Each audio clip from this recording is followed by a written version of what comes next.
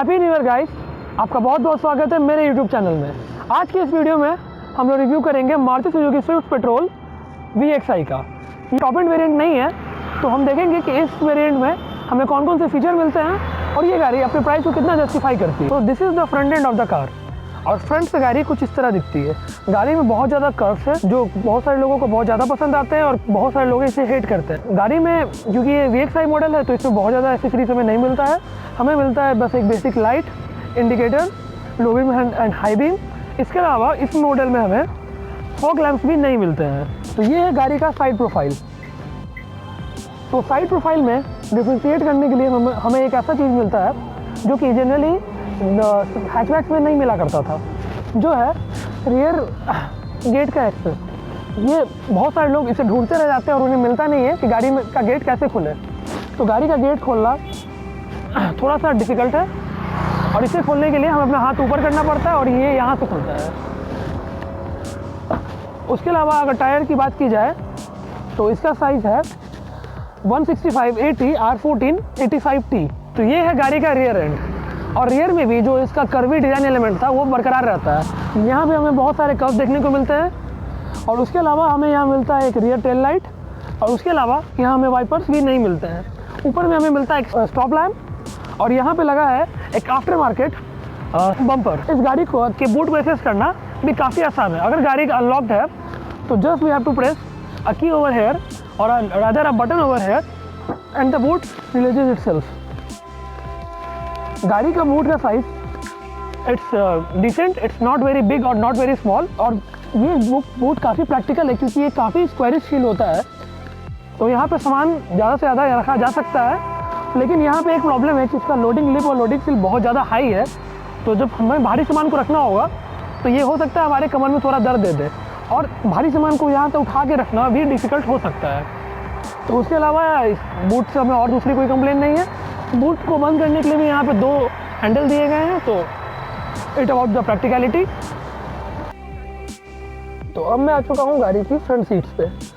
तो अगर बात की जाए सीट्स की तो इनकी चौड़ाई अच्छी है पर इनकी लंबाई थोड़ी ज़्यादा हो सकती थी क्योंकि मुझे under thigh support just about average मिल रहा है। मेरी हाइट है 5 फीट 8 इंच और अगर मुझसे बड़ा कोई ड्राइवर यहाँ बैठेगा तो उसे अंडर थाई सपोर्ट में दिक्कत आ सकती है।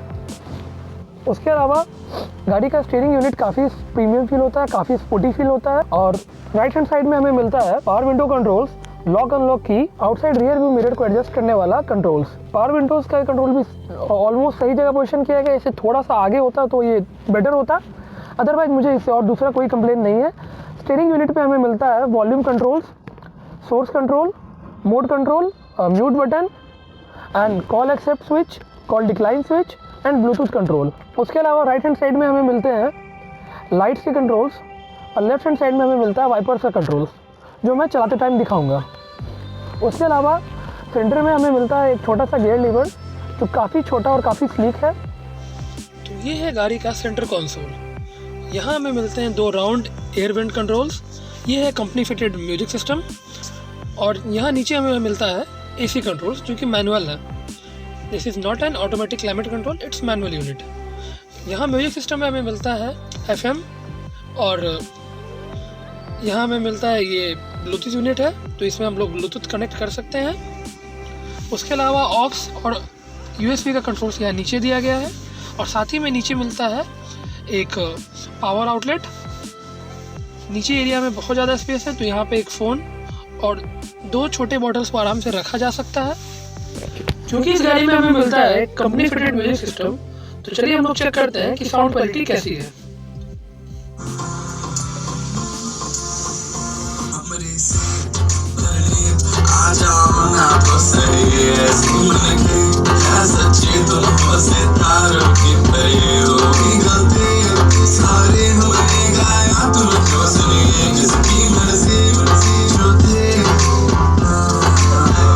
So this was the sound quality of this car.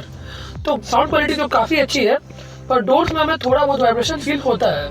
तो अब मैं आ चुका हूँ गाड़ी की रियर सीट में और रियर सीट का स्पेस जस्ट अबाउट एडिक्वेट है क्योंकि मेरी हाइट है 5 फीट 8 इंच तो मैं यहाँ बैठ सकता हूँ। पर अगर आपकी हाइट इससे ज़्यादा है तो फिर आपको बहुत ज़्यादा दिक्कत हो सकती है क्योंकि जब सीट्स मेरे हिसाब से एडजस्टेड है तो यहाँ पे स्पेस जस्ट अबाउट एवरेज है और अंडर थाई सपोर्ट भी बिल्कुल लैकिंग है, लेकिन सीट्स को थोड़ा ऊपर रेस किया गया है तो हम लोग पैर इसके नीचे आराम से फैला सकते हैं, तो हमें एक ठीक ठाक स्पेस यहाँ मिल जाता है और एक एक्सेप्टेबल अंडर थाई सपोर्ट भी मिल जाता है।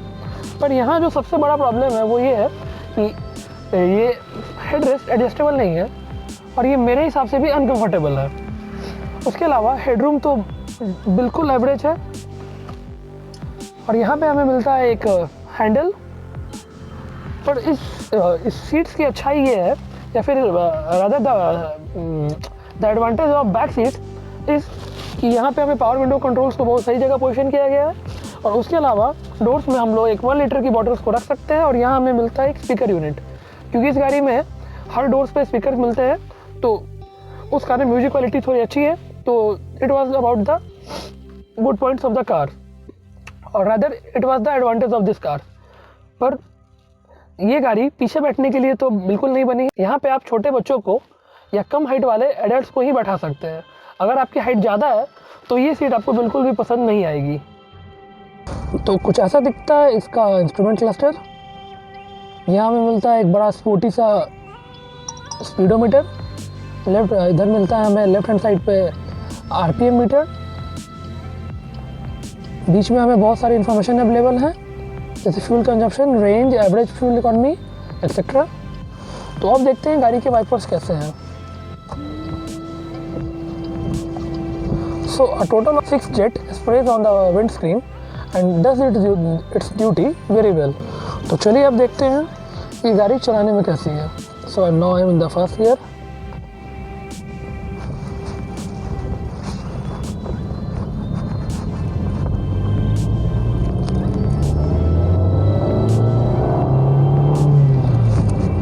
This car goes till 6000 RPM. So this is the level of madness which this car offers. In the second gear, it goes till 7000 RPM and reaches 80 km itself. And in the third gear,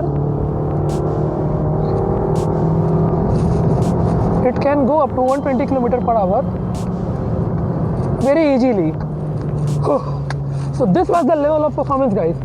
You can see how good the car performs. और ये है Maruti petrol का magic. So this was the level of performance, guys. आप लोग देख सकते हैं गाड़ी कितना अच्छा पुल करती है। Every time when I rev this motor, it puts a smile on my face, and I love it this car. तो ये तो बात होगी गाड़ी को हाई स्पीड्स में या हाई रेव्स पे चलाने की। अब हम लोग चल रहे हैं थोड़े ख़राब रास्तों पे, और ख़राब रास्तों पे भी गाड़ी काफ़ी कंपोज फील होती है। This car is more toward sports and it's a sports oriented car, तो we can not complain for comfort, but in comfort department also it's not very uncomfortable. Its ride quality is acceptable because it's sporty. We can not expect the level of comfort which is offered by Ciaz or any premium sedans, but up to hatchback levels इसकी ride quality भी बहुत अच्छी है। और over the bumps हमें थोड़ा सा careful होना पड़ता है क्योंकि गाड़ी में मूवमेंट बहुत ज़्यादा होता है, पर इसका ग्राउंड क्लियरेंस एडिक्वेट है, तो हमेशा नीचे गड्ढों पे गाड़ी हमेशा लगती नहीं है।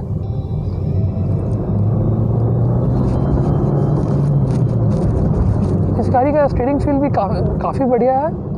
स्टीयरिंग में कोई भी लैग नहीं है।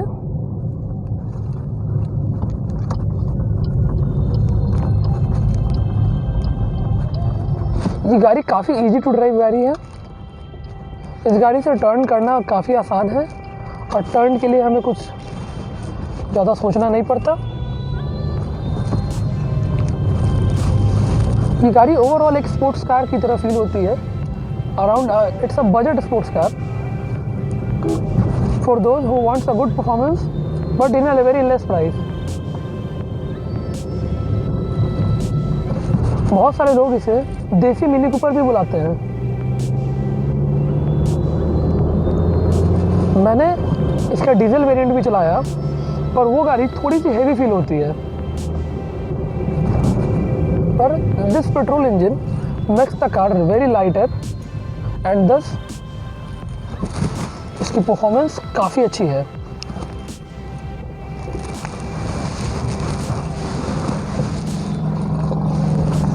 In spite of being petrol engine, ये 15 से 17 किलोमीटर पर लीटर की माइलेज जनरेट करती है, जो कि पेट्रोल इंजन होते हुए बहुत अच्छा माइलेज है। और इस इंजन की जो सबसे अच्छी बात है कि इसके थ्रू आउट रेंज में परफॉर्मेंस बहुत अच्छी तरह से मिलता है।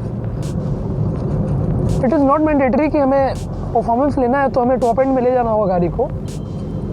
5th गियर में 60 के स्पीड पे भी ये गाड़ी काफ़ी पेपी फील होती है।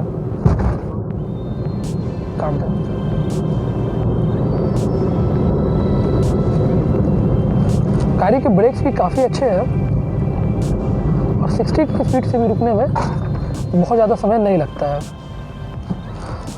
ब्रेक लगाने के बाद भी ज़्यादा नोज ड्राइव नहीं आता है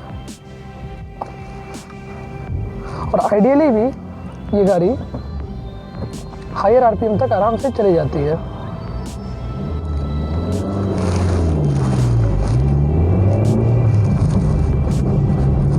ये एक बिल्कुल रेफ हैप्पी इंजन है, तो ये हमेशा रेफ करने को तैयार रहता है। पर इसके लो एंड में भी बहुत अच्छा खासा परफॉर्मेंस और डिसेंट परफॉर्मेंस मिलता है, जिसके कारण ड्राइवेबिलिटी में कोई इशू नहीं आता है। ये गाड़ी बहुत ज़्यादा ड्राइवेबल है और अगर आप इतना हार्ड एंड फास्ट नहीं चलाना चाहते हैं, still it is not gonna disappoint you, क्योंकि लो एंड में भी ठीक ठाक पावर मिल जाता है। गियर शिफ्ट काफ़ी स्मूथ है और काफ़ी प्रिसाइज है, तो गियर बॉक्स तो गाड़ी का हमेशा से अच्छा रहा है और अभी भी बहुत अच्छा है। क्लच भी उतना ही लाइट है और पूरी तरह ये गाड़ी बिल्कुल लाइट फील होती है। इस गाड़ी में कोई एक्स्ट्रा वेट नहीं है। तो जो लोग अपने आप को बुलाते हैं एक कीन ड्राइवर, उन्हें ये गाड़ी काफ़ी पसंद आएगी चलाने में। 60 के स्पीड में 5th गियर लगाने के बाद भी गाड़ी में कोई लैग नहीं है, बल्कि इस गाड़ी में कहीं भी कोई लैग नहीं है, क्योंकि ये टर्बो चार्जर इस गाड़ी में नहीं आता है। तो ये गाड़ी थ्रू आउट बहुत ही पेपी फील होती है।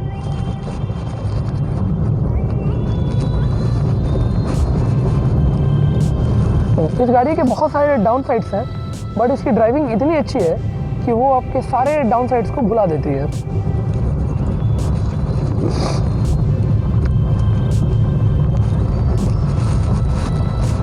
लेकिन जो इस गाड़ी का सबसे बड़ा डाउन साइड है वो है इसकी बिल्ड क्वालिटी। ये गाड़ी कुल 20,000 किलोमीटर ही चली है और ये बस 2 साल पुरानी है। उसके बाद भी बहुत सारे पैनल से आवाज़ आना शुरू हो चुका है, तो राइटलिंग साउंड भी गाड़ी में बहुत ज़्यादा आ रहा है। तो अगर मारुति अपने बिल्ड क्वालिटी पे काम करना शुरू कर ले और एक अच्छा खासा ग्लोबल एनकैप स्कोर ले आए, तो फिर इस गाड़ी का कोई कंपैरिजन नहीं है। ये गाड़ी इतनी अच्छी है चलाने में, पिकअप में, और even in the top and इससे बेटर ड्राइवेबल कार कोई हो ही नहीं सकती, और इस सेगमेंट में तो कोई है भी नहीं। पर इस गाड़ी का जो बिल्ड क्वालिटी है वो हमें डिसअपॉइंट कर देता है। तो अगर इसकी बिल्ड क्वालिटी पे काम किया जाए, इस गाड़ी को थोड़ी और स्टेबल और रैटल फ्री बना दिया जाए, तो ये बेस्ट ड्राइवर्स कार बन सकती है। Thank you.